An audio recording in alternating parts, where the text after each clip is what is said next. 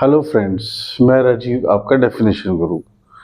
आज का जो मेरा टॉपिक है वो पढ़ाई से रिलेटेड है। एजुकेशन लोन अगर हमें इंडिया में पढ़ना है तो हम कैसे ले सकते हैं।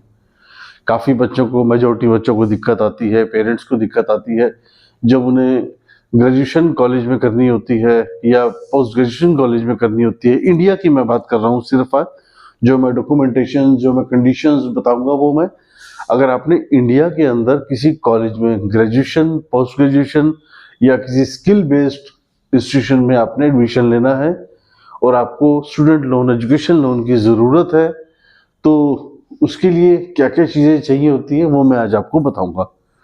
सबसे पहले तो एक चीज़ जान लेते हैं कि अभी तक हमें स्टूडेंट लोन, एजुकेशन लोन लेना होता है, हम बैंक में जाते थे, बैंक में फिजिकली जाते थे, फॉर्म भरते थे, फॉर्मेलिटीज पूरी करते थे। हर बैंक का अलग अलग फॉर्म होता था। लेकिन अब गवर्नमेंट ने, इंडियन गवर्नमेंट ने एक पोर्टल बनाया है, वो है विद्या लक्ष्मी पोर्टल। ध्यान दीजिएगा, विद्या लक्ष्मी पोर्टल। ये पोर्टल गवर्नमेंट द्वारा ऑथराइज्ड है। इस पोर्टल पर जाकर आप अपने आप को रजिस्टर्ड करेंगे। रजिस्टर्ड मतलब अपनी सारी डिटेल्स देंगे, एज से लेके अपने पेरेंट्स के इनकम तक का, डॉक्यूमेंट्स का सारा डिटेल देंगे। उसमें आप रजिस्टर्ड हो जाएंगे। विद्या लक्ष्मी पोर्टल के अंदर आप रजिस्टर्ड हो जाएंगे। उसके बाद इस पोर्टल से अटैच जो बैंक हैं, मैक्सिमम बैंक हैं, इस पोर्टल से अटैच जो बैंक्स हैं, आप उनको सिलेक्ट करके अपनी चॉइस के 2-3 चॉइस आप कर सकते हैं जो आपको नज़दीक पड़ते हैं, या जहां आपका सेविंग अकाउंट ऑलरेडी है, जो भी आपकी सहूलियत है उस हिसाब से आप एक बैंक चूज कर सकते हैं। उसके बाद ये एक सिंगल विंडो पोर्टल है।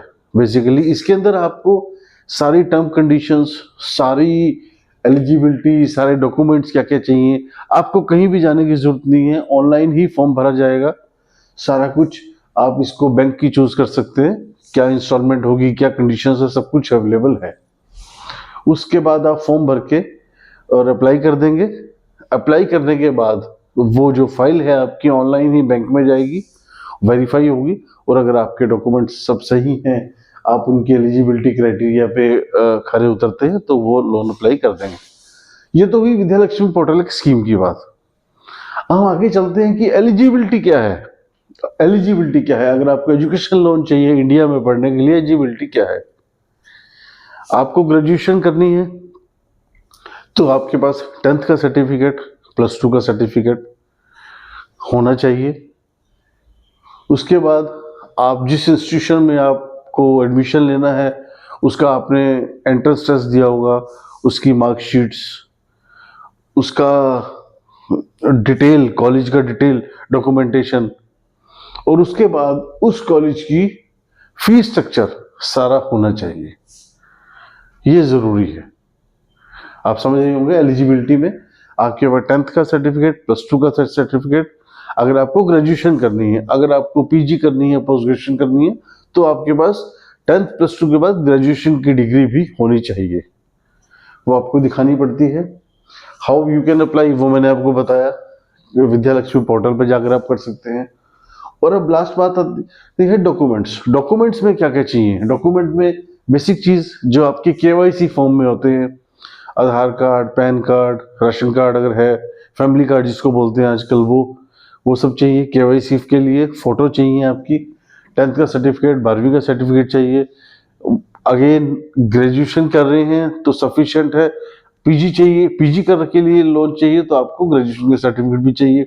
उसके बाद जो आपने एंट्रेंस टेस्ट दिया है उसकी रिसिप्ट चाहिए, उसका मार्कशीट चाहिए, वो हमें बैंक में देना होता है। जो कॉलेज आपको एडमिशन के लिए इनवाइट कर रहा है उसका इनविटेशन लेटर चाहिए, प्रोस्पेक्टस चाहिए, और जो उनका फी स्ट्रक्चर बाइफरकेट करके ब्रेकअप फी स्ट्रक्चर का वो चाहिए। क्योंकि अमूमन बैंक आपको अगर 100 रुपये का खर्चा है, 100% में से 85 या 90% देता है, क्योंकि 5 से 10% वो खर्चा नहीं देता है। जैसे कोई टैक्स हो गया, कोई उनका डेवलपमेंट चार्ज, कुछ एक चार्जेस ऐसे होते हैं जो बैंक नहीं देता। तो आप मान के चलो कि अगर आपका 1 लाख रुपये का खर्चा आ रहा है तो बैंक आपको 85,000 90,000 रुपये दे देगा। बैंक आपको बुक्स का खर्चा भी देगा, बैंक आपको लैपटॉप लेना है, लैपटॉप का खर्चा भी देगा, पर उसकी कंडीशन होती है। कंडीशन क्या होती है कि आपको बुक्स के लिए, लैपटॉप के लिए कोटेशन डिपॉजिट करानी पड़ती है और उनका जो आपने परचेज बिल है वो देना पड़ता है। और उसके बाद आपको एवरी ईयर जो भी इंस्टीट्यूशन में आप एडमिशन लिया है, चाहे वो कोई भी इंस्टीट्यूशन है, गवर्नमेंट, इंडियन गवर्नमेंट अथॉराइज्ड है, उसके लिए आपको एवरी ईयर जो आपकी मार्कशीट है वो आपको बैंक में डिपॉजिट करनी पड़ती है, ताकि बैंक को वेरीफाई रहे कि आप अपनी स्टडी कंटिन्यू किए हुए हैं और गवर्नमेंट के बैंक के पैसे को मिसयूज नहीं कर रहे हैं। उसके बाद डॉक्यूमेंट्स में हम अगेन आते हैं।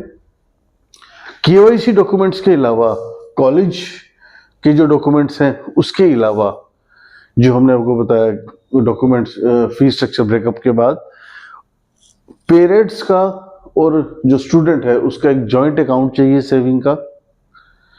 पेरेंट्स की, जो आपका गार्डियन जो भी है, उसकी आपका 2 इयर्स की ITR चाहिए।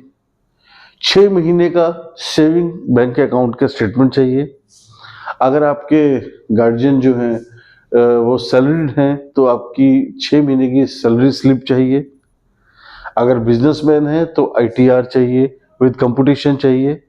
और अगर लैंडलॉर्ड हैं या किसान हैं तो उनसे इनकम सर्टिफिकेट चाहिए जो कि तहसीलदार से अटेस्टेड हो। आप इस चीज को जरूर ध्यान दीजिएगा कि अगर सैलरीड क्लास पेरेंट्स हैं, गार्जियन हैं, तो सैलरी स्लिप 6 महीने की। अगर बिजनेसमैन है तो ITR विद कंप्यूटेशन चाहिए। और अगर किसान हैं या कुछ भी अदर जॉब करते हैं जो आप, या लैंडलॉर्ड है, खेती करते हैं, कुछ भी करते हैं, वो आपको इनकम सर्टिफिकेट बनवाना पड़ेगा तहसीलदार से। तहसीलदार से रजिस्टर्ड होगा ताकि बैंक को ये श्योरिटी रहे कि उसके पैसे वापस आएंगे। ये सोर्स है इनकम का जहां से वो पैसे आप वापस करेंगे। दूसरी चीज, क्योंकि बैंक जो लोन देता है वो बिना इंटरेस्ट के नहीं देता। बैंक का इंटरेस्ट वेरी करता है रेपो रेट से, RBI की, लेकिन फिर भी स्टिल 8 से 12% के बीच में वेरी करता है। बहुत सारे फैक्टर्स हैं, मैं आपको बताता हूँ। सबसे पहली बात तो 4 लाख तक का लोन अगर आप अप्लाई करते हैं, 4 लाख तक का एजुकेशन लोन, बिना सिक्योरिटी, बिना गारंटी के बैंक आपको दे देता है।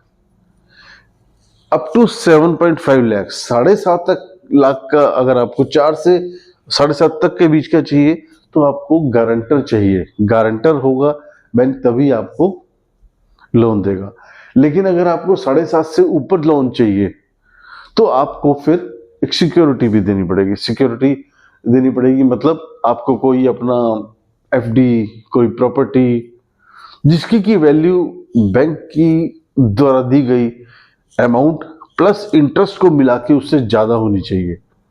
दोबारा समझिए आप, अगर आप 4 लाख तक का लोन लेते हैं, आपको बिना गारंटी के, बिना सिक्योरिटी के मिल जाएगा, बस आपको बैंक का इंटरेस्ट देना है। अगर आपको 7.5 तक, 4 लाख से ऊपर चाहिए, 4 लाख से ऊपर और 7.5 लाख तक का जो लोन होगा वो आपको एक गारंटर के द्वारा, गारंटर की गारंटी पे मिल जाएगा। वो गारंटर आपके पेरेंट्स हो सकते हैं, वो गारंटर आपका दोस्त हो सकता है। बस उसको अपने डॉक्यूमेंट्स प्रूफ करने पड़ेंगे, ITR देनी पड़ेगी, बैलेंस शीट दिखानी पड़ेगी, बैंक की स्टेटमेंट देनी पड़ेगी गारंटी के तौर पे कि हाँ मैं इस आदमी की गारंटी ले रहा हूं क्योंकि मैं भी एलिजिबल हूं। अगर आपको 7.5 से ऊपर चाहिए, 7.5 लाख एंड अबव, तो आपको सिक्योरिटी रखनी पड़ेगी। सिक्योरिटी माने आपको बैंक को ये जितना बैंक से आप अमाउंट लोन ले रहे हैं प्लस उसका इंटरेस्ट मिलाने के बाद जो अमाउंट बनती है उससे ज्यादा आपको या तो उस अमाउंट की प्रॉपर्टी हो या FD हो या कोई भी ऐसी सिक्योरिटी हो जो गवर्नमेंट के द्वारा, कोई LIC की पॉलिसी हो, ताकि गवर्नमेंट को ये रहे कि भाई ये आदमी ऐसे से पे कर सकता है कल को।